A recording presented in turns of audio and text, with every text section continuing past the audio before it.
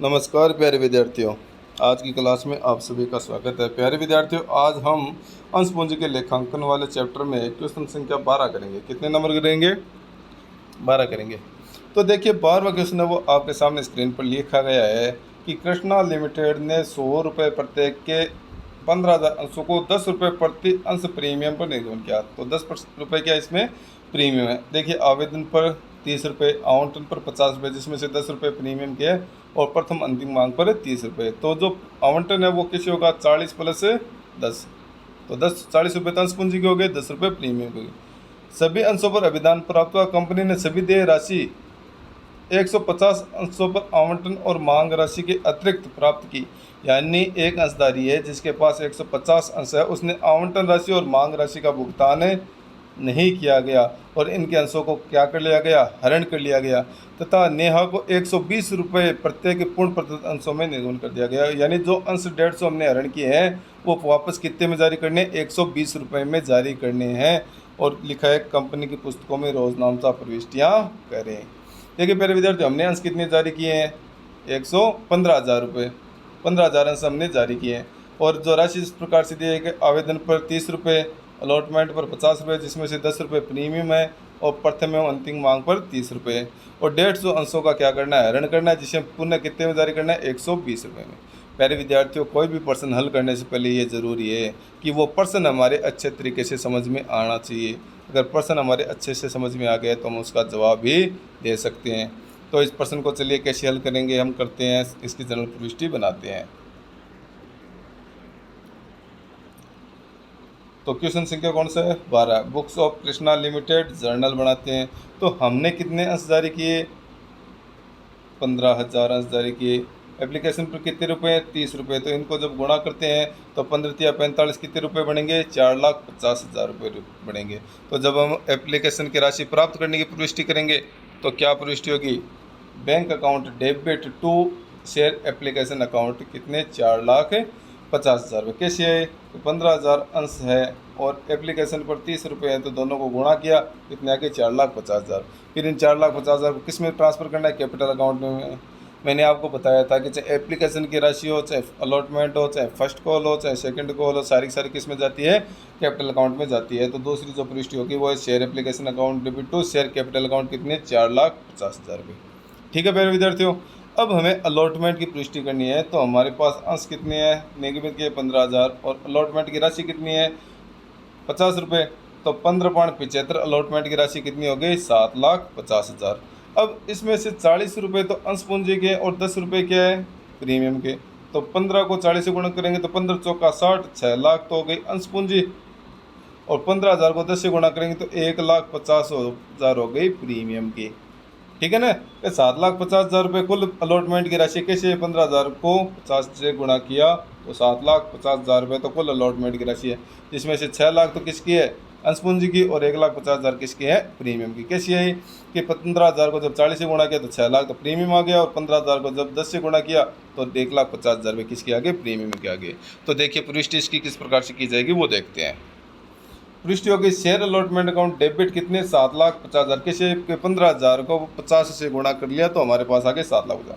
To share capital account to security premium account के 15,000 को जब 40 से गुणा किया तो 15 चौका 60, 6 लाख तो कैपिटल के, और 15,000 को 10 से गुणा किया 1,50,000 रुपये किसके? प्रीमियम के आगे। और ये होगी अलॉटमेंट मनी ड्यू की प्रविष्टि। अब हम जब राशि प्राप्त करेंगे तो हमने देखा था कि एक अंशधारी जिसके पास 150 अंश है और वो अंशधारी है कि उसने अलॉटमेंट और मांग की राशि का भुगतान नहीं किया। तो 150 अंशधारी की 50 रुपये से कितनी राशि बनती है? गुणा करो 15.75, 7,500 रुपये। तो हमें रुपये प्राप्त होने थे 7,50,000, जिसमें से कितने प्राप्त नहीं होंगे? 7,500। तो नगद कितने प्राप्त होंगे? 7,42,500 रुपये। तो बैंक के कितने नगद पैसे प्राप्त होंगे? 7,42,500। तो देखिए प्रविष्टि करेंगे तो प्रविष्टि होगी bank account debit to share allotment account कितने? 7,42,500। प्यारे विद्यार्थियों, मैं आपको एक चीज़ बता देना चाहता हूँ कि जब हम कोई मांग राशि प्राप्त नहीं करते या अलॉटमेंट की राशि प्राप्त नहीं करते हैं तो जो अप्राप्त राशि है उसको जब कॉल्स इन एरियर खाता खोल कर हम दिखाते हैं, जैसे इस प्रविष्टि को हम ऐसे भी कर सकते थे, bank account debit calls in error account debit और 2 इक्विटी शेयर अलॉटमेंट अकाउंट।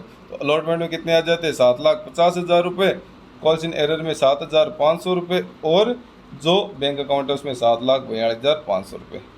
तो हमें ये ध्यान रखना होता है कि जब हम राशि प्राप्त करते समय जो राशि प्राप्त नहीं हुई अंशों पर उसके लिए कॉल्स इन एरर अकाउंट खोलते हैं, तो इन अंशों का हरण करते समय भी हमें इन कॉल्स इन एरर की जो राशि है, जो अप्राप्त राशि है, उसको क्रेडिट पक्ष में दिखाना होता है।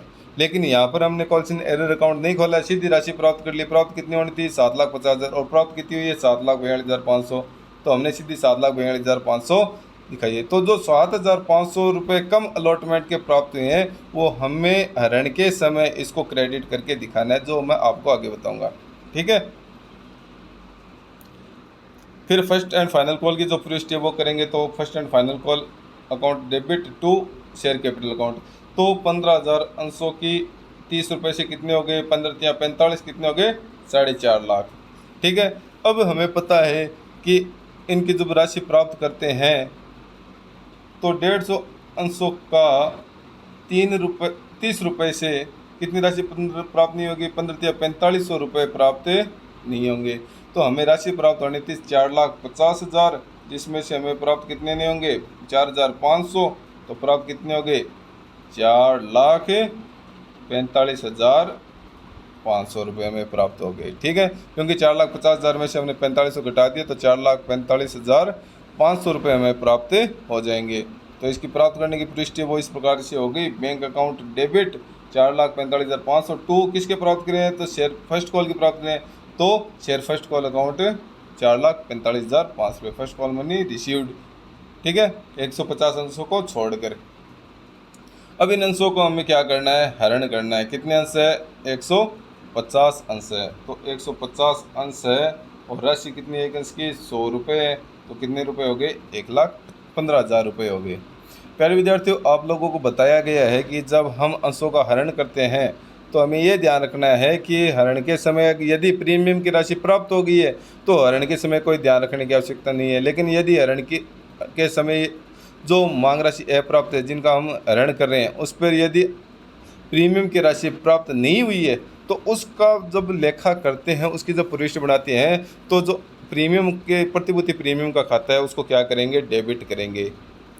मैं एक बार फिर बता देता हूँ कि जब अंशों को हरण किया जाता है और उन अंशों पर अलॉटमेंट या फर्स्ट कॉल सेकंड कॉल जो भी राशि प्राप्त नहीं हुई है, यदि ये अंश प्रीमियम पर निर्गमित किए गए थे और प्रीमियम की राशि प्राप्त हो गई है तो हरण के समय हमें कोई विशेष अलग से ध्यान रखने की ज़रूरत नहीं है। जिस प्रकार से हम सममूल्य पर निर्गमित किए गए अंशों का शोधन करते हैं उसी प्रकार से शोधन करना है। लेकिन यदि जिन अंशों को हम हरण कर रहे हैं उन पर प्रीमियम की राशि प्राप्त नहीं हुई है तो जो आपके सामने प्रविष्टि दी गई उस हिसाब से हमें लेखांकन प्रविष्टि करनी है कि जो अंश प्रीमियम की राशि है सिक्योरिटी प्रीमियम की राशि उसको क्या करेंगे डेबिट करेंगे। तो 150 अंशों के 10 रुपये से जो प्रीमियम की राशि है वो कितनी बनेगी 1,500 रुपये बनेगी। ठीक है, तो हमने ऊपर देखा था कि हमारे पास अलॉटमेंट के कितने पैसे प्राप्त नहीं हुए थे 7,500 प्राप्त नहीं हुए थे, फर्स्ट कॉल के कितने पैसे प्राप्त नहीं हुए थे 4500 प्राप्त नहीं हुए थे। तो इसको किस प्रकार से देखिए हरण की पुष्टि करनी है, तो मैं हरण की पुष्टि आपको बता रहा हूँ।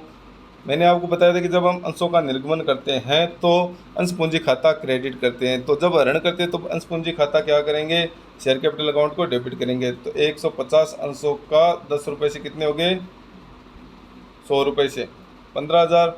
फिर प्रीमियम, क्योंकि प्रीमियम की राशि है इसने अलॉटमेंट की राशि का भुगतान नहीं किया है तो अलॉटमेंट की राशि नहीं आई, तो इसका मतलब प्रीमियम की राशि भी नहीं आई। तो प्रीमियम की राशि तो भी 150 गुणा 10 रुपये प्रीमियम है तो कितने हो गए 1,500 रुपये।